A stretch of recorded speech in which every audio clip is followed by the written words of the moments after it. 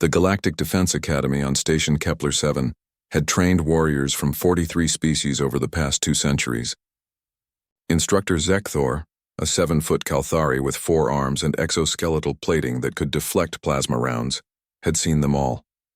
He'd broken the pride of Vaxian berserkers, humbled Thorian battle chiefs, and reduced countless cadets to tears with his infamous close-quarters combat drills. But he had never trained humans before. Anna Reeves stood in the training circle, her brown hair tied back in a practical ponytail, sweat already forming on her brow. She was small by galactic standards, barely 5.5 feet, and her frame looked fragile compared to the armored bulk of her classmates. Across from her, Louis Chen bounced on the balls of his feet, his stance relaxed but ready. Again, Zekthor's voice boomed across the training hall. You move like prey animals. In real combat, hesitation means death. Anna wiped her forehead and raised her fists. This was their 3rd week at the academy, and every session felt like trying to survive a natural disaster. The other cadets, a pair of insectoid Vresh, 3 reptilian Saurons, and a gelatinous Quellen, watched from the sidelines with what Anna had learned to recognize as sympathy. Louis threw a jab.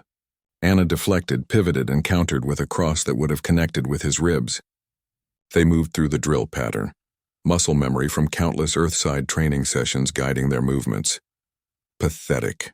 Zekthor stalked forward, all 4 arms gesturing dismissively. This is a dance, not combat. You must commit.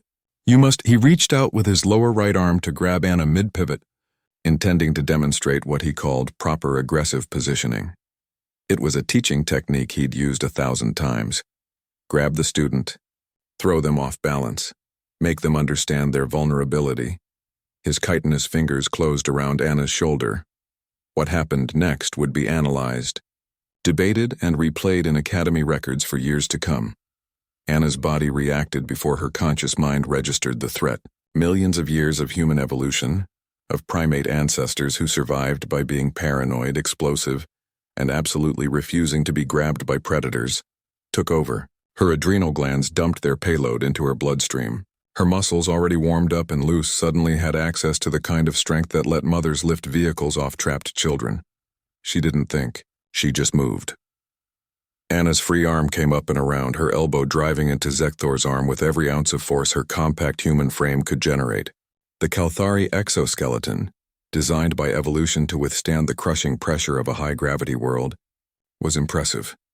It wasn't impressive enough. The crack echoed through the training hall like a gunshot. Zekthor's lower right arm bent at an angle that no limb should bend. The instructor's eyes, all 3 of them, went wide with shock and pain. He staggered backward, and Anna, still riding the wave of adrenaline, pivoted and shoved. She shoved hard. 7 feet and 300 pounds of armored alien instructor flew backward across the training floor. Zekthor hit the wall with a thunderous crash. The reinforced polymer, rated to withstand the impact of a small vehicle, crumpled inward. Dust and fragments rained down as Zekthor slid to the floor, clutching his shattered arm, his mandibles clicking in confused agony. Silence fell over the training hall. Anna stood in the center of the circle, chest heaving, fists still raised, her pupils dilated to black pools. Louis had frozen mid-stance, his mouth hanging open. The other cadets stared in various species-specific expressions of horror and awe. Oh God, Anna whispered, the adrenaline beginning to fade, reality crashing back in. Oh God, I didn't mean, he grabbed me and The medical team arrived within minutes. As they stabilized Zekthor and prepared him for transport to the medbay, the head of the academy, Administrator Velcor, arrived. The elderly Vaxian examined the dent in the wall, then the broken instructor, then the small human female who stood trembling in the center of the room. Explain, he said simply. Louis stepped forward. Sir, Instructor Zekthor grabbed Cadet Reeves during a drill. Her response was, reflexive. Reflexive, Velcor repeated, his 3 eyes narrowing. He walked to the wall, running a finger along the crumpled metal. This level of damage from a reflexive action? Humans have an emergency response system, Anna said quietly, finding her voice. Adrenaline. When we're threatened, our bodies can temporarily access strength we don't normally use. It's a survival mechanism. I didn't choose to do this, my body just reacted. Your species can just decide to become stronger. One of the Vresh cadets clicked in disbelief. We don't decide, Lewis corrected. It happens automatically when we're scared or threatened. Fight or flight response. It's evolutionary. Velcor was silent for a long moment. Then he tapped his comm device. Medical, what's Zekthor's status? Compound fracture of the right lower limb, sir. He'll need reconstructive surgery. 3 weeks recovery time. The administrator turned back to Anna. And you're uninjured? Anna looked down at herself, almost surprised. Yes, sir. Remarkable. Velcor's expression was unreadable. Cadet Reeves, you will report to my office tomorrow at 800. We need to completely revise our training protocols for human students. Clearly your species requires special consideration. He paused at the door, looking back. And someone find me research on this adrenaline. If humans can do this accidentally, I want to know what they're capable of when they do it on purpose. As the administrator left, Lewis moved to Anna's side. You okay? Anna stared at her hands, still shaking slightly. I broke his arm, Lewis. I threw an instructor through a wall.